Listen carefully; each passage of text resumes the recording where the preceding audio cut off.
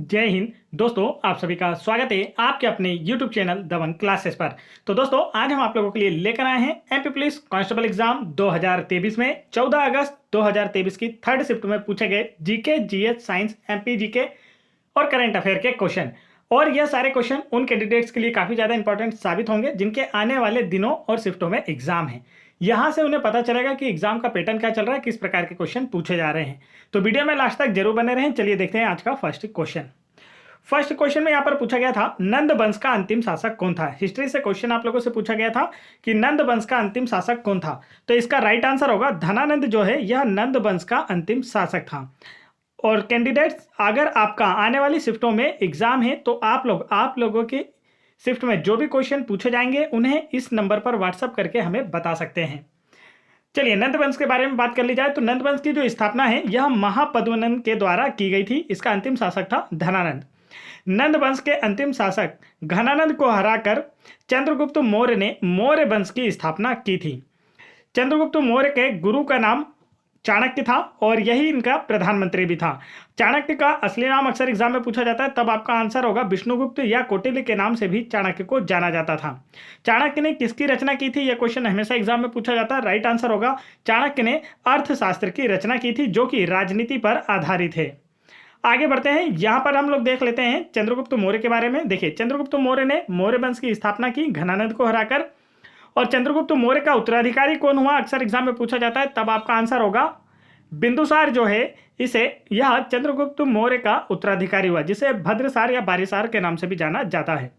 और यदि पूछ लिया जाए कि बिंदुसार का उत्तराधिकारी कौन था, तब आपका आंसर होगा सम्राट अशोक महान जो है यह बिंदुसार का उत्तराधिकारी था। अशोक महान ने 261 ईसा पूर्व में कलिंग का युद्ध लड़ा था। तो यह एग्जाम में जरूर पूछा जाता है कि कलिंग का युद्ध किसके द्वारा लड़ा गया था। आंसर होगा सम्राट अशोक महान के द्वारा, और इसी ने सांची स्तूप का निर्माण भी करवाया था। तो इस क्वेश्चन से ये सारे एक्स्ट्रा फैक्ट आप लोगों को याद रखना हो सकता है आने वाली शिफ्टों में यहां से कोई क्वेश्चन आप लोगों से पूछ लिया जाए। नेक्स्ट क्वेश्चन देखिए, यहां पर आपसे इकोनॉमिक्स से क्वेश्चन पूछा गया, मुद्रास्फीति क्या होती है। क्या पूछा गया आप लोगों से, मुद्रास्फीति क्या होती है। तो जब मांग और आपूर्ति में असंतुलन पैदा होता है तो वस्तुओं और सेवाओं की कीमतें बढ़ जाती है। कीमतों में इस वृद्धि को ही क्या कहा जाता है, मुद्रास्फीति कहा जाता है। आगे चलते हैं नेक्स्ट क्वेश्चन की ओर। नेक्स्ट क्वेश्चन देखिए, यहां पर नियुक्ति से संबंधित पूछा गया क्वेश्चन था, वर्तमान में सीबीआई के प्रमुख कौन हैं जिनकी हाल ही में नियुक्ति हुई है। राइट आंसर होगा आप लोगों का प्रवीण सूद जो है या वर्तमान में सीबीआई के प्रमुख बने हैं। सीबीआई का फुल फॉर्म होता है सेंट्रल ब्यूरो ऑफ इन्वेस्टिगेशन। अक्सर एग्जाम में कभी कभी पूछ लिया जाता है कि सीबीआई का फुल फॉर्म क्या होता है।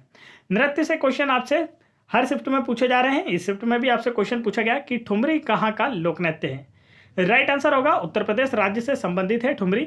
बेगम अख्तर जो हैं यह ठुमरी शैली की सबसे लोकप्रिय गायिकाओं में से एक है। चलिए चलते हैं नेक्स्ट क्वेश्चन की ओर।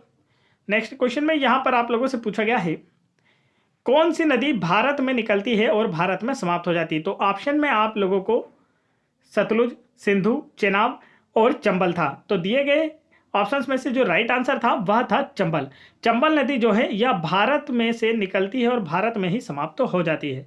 चंबल नदी के बारे में जानकारी जान लेते हैं। चंबल नदी जो है यह मध्य प्रदेश राज्य से निकलती है। ठीक है, तो देखिए चंबल नदी का उद्गम जो है यह इंदौर के महू के निकट जानापाब पहाड़ी से होता है। चंबल जो है मध्य प्रदेश की दूसरी सबसे लंबी नदी है जिसकी लंबाई 965 किलोमीटर है। इसकी लंबाई हाल ही में फॉरेस्ट एग्जाम 2023 में पूछी गई थी। यह किसकी सहायक नदी है, यह क्वेश्चन अभी पटवारी एग्जाम 2023 में पूछा गया। तो राइट आंसर होगा यमुना की सहायक नदी है। चंबल नदी को पश्चिमी मध्य प्रदेश की जीवन रेखा भी कहा जाता है। मध्य प्रदेश में सर्वाधिक मृदा अपरदन चंबल नदी के कारण ही होता है। चंबल नदी के कारण मृदा अपरदन से सर्वाधिक मध्य प्रदेश का प्रभावित जिला मुरैना है।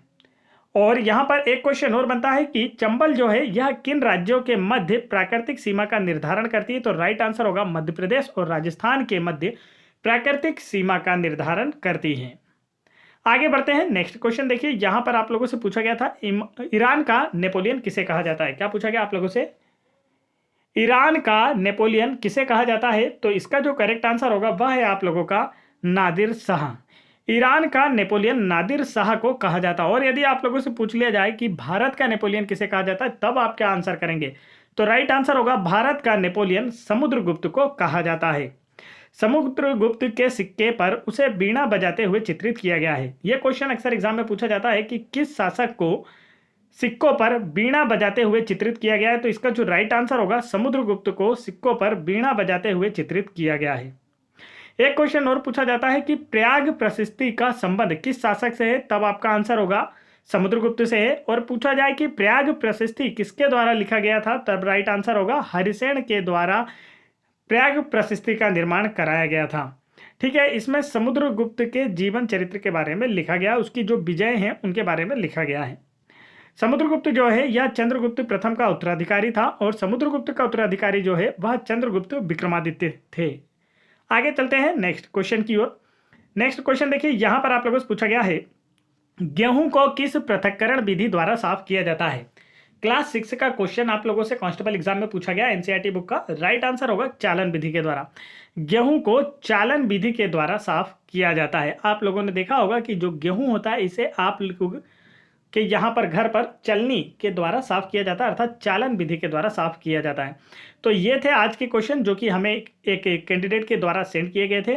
और आप लोगों में से जिनका भी आज एग्जाम था, जिन्हें भी क्वेश्चंस याद हैं, वो सभी हमें इस नंबर पर क्वेश्चन सेंड कर सकते हैं। इन सभी की पीडीएफ फाइल आप लोगों को टेलीग्राम चैनल पर देखने को मिल जाएगी, नहीं तो हमारे एप्लीकेशन पर भी देखने को मिल जाएगी। इन दोनों की लिंक आपको वीडियो के डिस्क्रिप्शन में दी गई है। आप लोग टेलीग्राम चैनल भी ज्वाइन कर सकते हैं, नहीं तो ऐप इंस्टॉल कर उस पर से भी सारी पीडीएफ पढ़ सकते हैं। तो फटाफट वीडियो को लाइक करके चैनल को सब्सक्राइब करके बेल आइकन के बटन जरूर दबा लें, ताकि ऐसे इंपॉर्टेंट एजुकेशनल वीडियो का नोटिफिकेशन आप तक आसानी से पहुंचते रहें। जय हिंद दोस्तों।